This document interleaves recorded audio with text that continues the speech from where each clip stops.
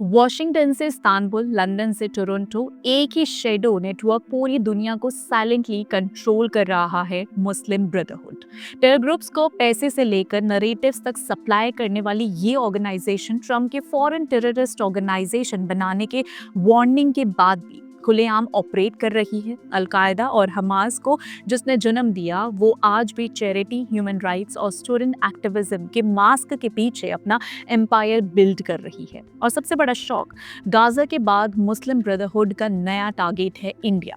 क्यों, कैसे और किस किस के थ्रू, आज हम पूरी स्टोरी एक्सपोज एंड एक्सप्लेन करेंगे। नमस्कार दोस्तों, मैं हूं रानो सिंह और आप देख रहे हैं द पैम्फलेट। इस वीडियो को शुरू करने से पहले इस रिसर्च का क्रेडिट मैं देना चाहूंगी डिसइंफो लैब को। आप एक्स यानी कि ट्विटर, उस पर जाकर उनका पेज फॉलो कर सकते हैं एंड वहां पर इस थ्रेड को खुद से रीड कर सकते हैं। चलिए वीडियो शुरू करते हैं और सबसे पहले समझते हैं कि मुस्लिम ब्रदरहुड है क्या। 1930s में इजिप्ट में शुरू हुआ एक इस्लामिस्ट मूवमेंट जिसका एम सिर्फ रिलीजियस रिफॉर्म नहीं, इस्लामिक रूल स्टेब्लिश करना है, चाहे पॉलिटिक्स से हो या पावर से। ये लोग एनजीओज की आड़ में चैरिटी दिखाते हैं, पर असली एजेंडा होता है रेडिकलाइजेशन फैलाना, पॉलिटिकल कंट्रोल लेना और जहां मौका मिले शरिया सिस्टम पुश करना। मुस्लिम ब्रदरहुड एक ग्लोबल नेटवर्क जैसा ऑपरेट करता है। पॉलिटिकल पार्टीज अलग, स्टूडेंट ग्रुप्स अलग और टेरर आउटफिट्स अलग, और सोच एक ही, रेडिकलाइजेशन और टेरर। नाम सिविल राइट्स का, काम एक्सट्रीमिस्ट आइडियोलॉजी का। चलिए अब आगे बढ़ते हैं।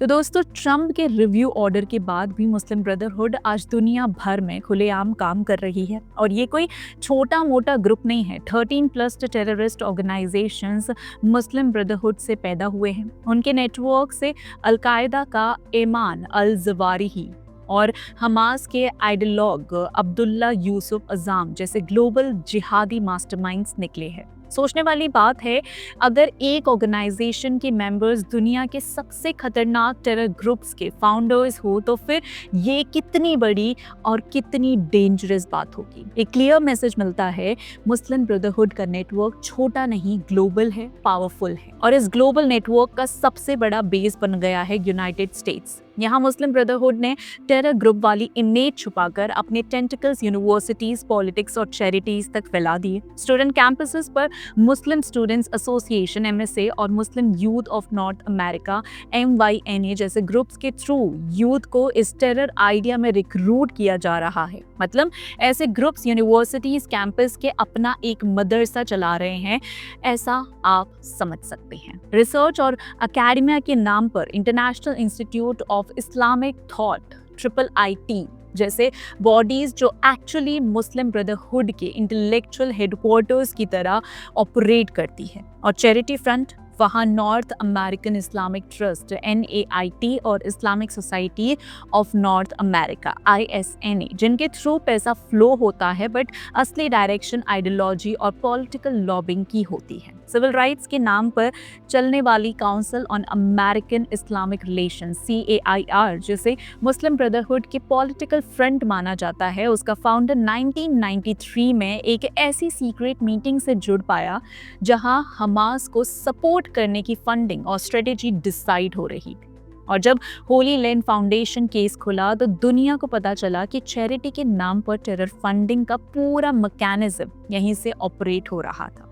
UAE ने CAIR को सीधा टेरर ऑर्गेनाइजेशन डिक्लेयर कर दिया और अब 2025 में टेक्सास ने भी मुस्लिम ब्रदरहुड और CAIR को टेरर ग्रुप लिस्ट कर दिया। इससे बड़ा अलार्म और क्या हो सकता है। पर कहानी सिर्फ US तक लिमिटेड नहीं, कनाडा में भी सेम प्लेबुक चल रही है। यहाँ मुस्लिम ब्रदरहुड लिंक्ड ऑर्गेनाइजेशंस ने चैरिटी, कम्युनिटी राइट्स और इस्लामिक एजुकेशन के नाम पर अपना नेटवर्क फैला लिया। मुस्लिम एसोसिएशन ऑफ कनाडा MAC के ऑडिट्स ने खुद एक्सपोज किया कि उनके ऑब्जेक्टिव्स मुस्लिम ब्रदरहुड के आइडियोलॉजिकल गोल्स से मिलता है और फंडिंग सोर्सेज में कतार चैरिटी तक का लिंक निकला, जिसका नाम इंटरनेशनल टेरर फाइनेंसिंग एलिगेशन से जोड़ा जा चुका है। फिर आता है international relief fund for affected and needy Canada, जिसके रिकॉर्ड्स ने दिखाया कि लगभग $14.6 मिलियन हमास को भेजा गया। Result, direct terror listed organisation. दोस्तों, council on American Islamic relations Canada ने अपने नाम की स्किन बदली और national council of Canadian Muslim बन गया,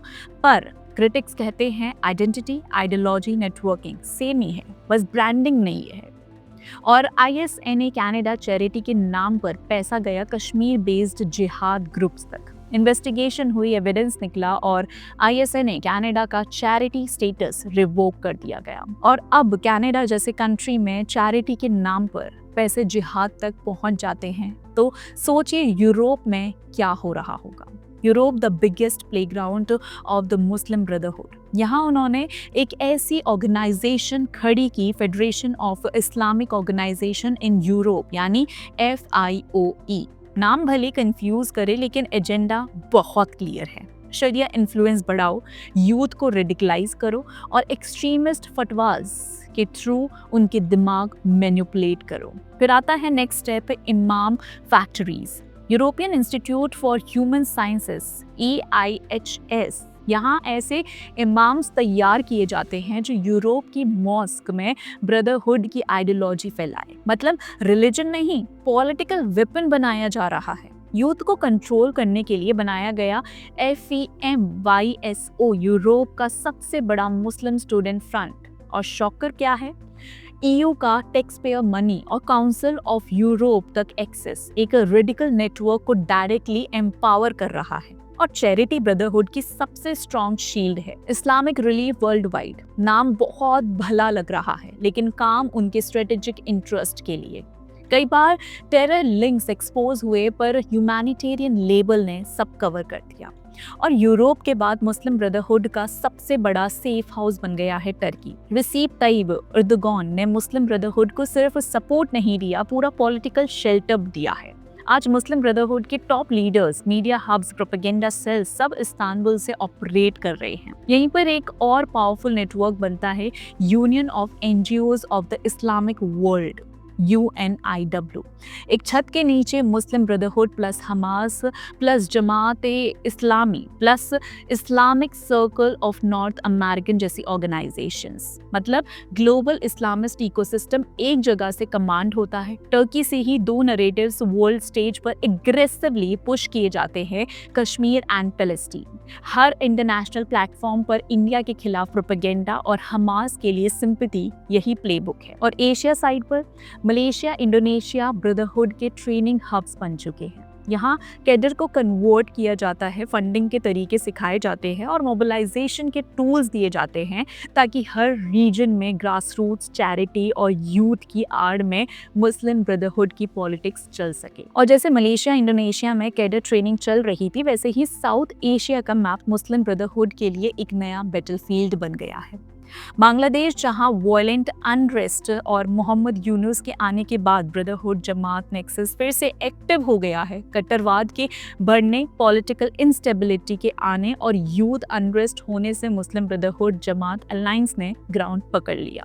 काफ़ी लीडर्स जो पहले टर्की या मिडिल ईस्ट से ट्रेंड हुए थे, अब वही बांग्लादेश और पाकिस्तान के यूथ सर्कल्स को गाइड कर रहे हैं। फंडिंग पाइप्स भी सेटअप हो चुके हैं, जैसे IHH टर्की के थ्रू पैसा, नेटवर्क्स, प्रोपेगेंडा टूल्स और ऑर्गेनाइजेशनल सपोर्ट भेजा जाता है।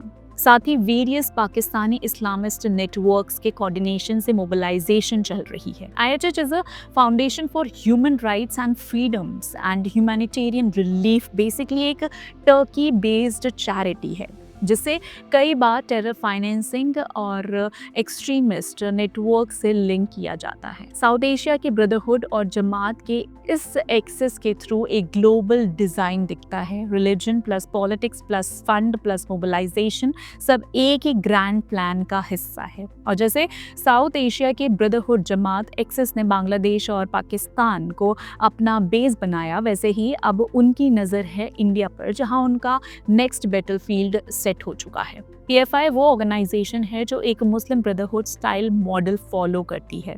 कुछ लोग इसे मानते हैं सिमी का सक्सेसर। उन्होंने अपनी लॉन्ग टर्म प्लानिंग के लिए एक डॉक्यूमेंट बनाया, विजन 2047, जिसमें उनकी इस्लामिक स्टेट की ब्लूप्रिंट साफ लिखी थी। 2022 में इंडियन गवर्नमेंट ने PFI को UAPA के तहत बैन कर दिया, लेकिन ये स्ट्रगल खत्म नहीं हुई। पीएफआई या उसके सपोर्टर्स ने कश्मीर नरेटिव को अपनी नई फंड रेजिंग मार्केट के रूप में शिफ्ट किया है। कश्मीर के इशू को लिवरेज करके आइडेंटिटी पॉलिटिक्स और ग्लोबल मुस्लिम सिंपैथी का यूज करना उनका ऑब्वियस स्ट्रेटेजी है। इस तरह religion plus politics plus funding plus mobilisation सब एक ही ग्रैंड प्लान का हिस्सा है, और जब इंडिया इस ग्लोबल जिहाद नेटवर्क का अगला टारगेट है तो पैसे का फ्लो सबसे क्रूशियल रोल प्ले करता है। और पैसा, उनका सोर्स है बिग मनी मैकेनिज्म। कतार, जहां से बिलियंस ऑफ डॉलर्स फ्लो हुआ ताकि middle east, Europe, south Asia हर जगह ब्रदरहुड लिंक्ड ऑर्गेनाइजेशंस को फंड मिल सके। और साथ ही ओपन सोसाइटी फाउंडेशंस OSF, जिसने council on American Islamic relations CAIR और Islamic society of North America ISNA जैसे ग्रुप्स को लाखों डॉलर्स दिए। जब आइडियोलॉजी, मोबिलाइजेशन और नरेटिव पाइपलाइन एक साथ हो और फंडिंग भी एंडलेस हो, तब कॉन्फ्लिक्ट खुद एक बिजनेस बन जाता है। Conflict becomes a profit industry. और ये पूरा नेटवर्क सिविल राइट्स के थ्रू नहीं, पीस के लिए भी नहीं। मुस्लिम ब्रदरहुड का असली स्ट्रेटेजिक गोल है नरेटिव पर कब्जा जमाना, हर रीजन में अपनी टेरर फुटप्रिंट्स एक्सपेंड करना और इंडिया को अपना अगला हॉटस्पॉट बनाना।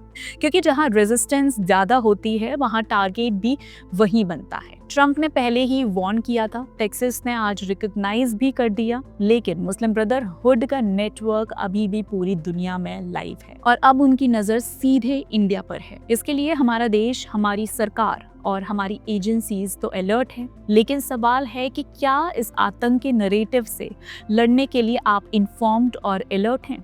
क्योंकि यही एक बात है जो डिफरेंस बनाती है। अब दोस्तों, इस पर आपके क्या विचार हैं हमें कमेंट बॉक्स में ज़रूर बताइएगा, और वीडियो पसंद आई हो तो लाइक, शेयर और चैनल को सब्सक्राइब करना मत भूलिएगा। मिलते हैं अगले वीडियो में, तब तक के लिए जय हिंद।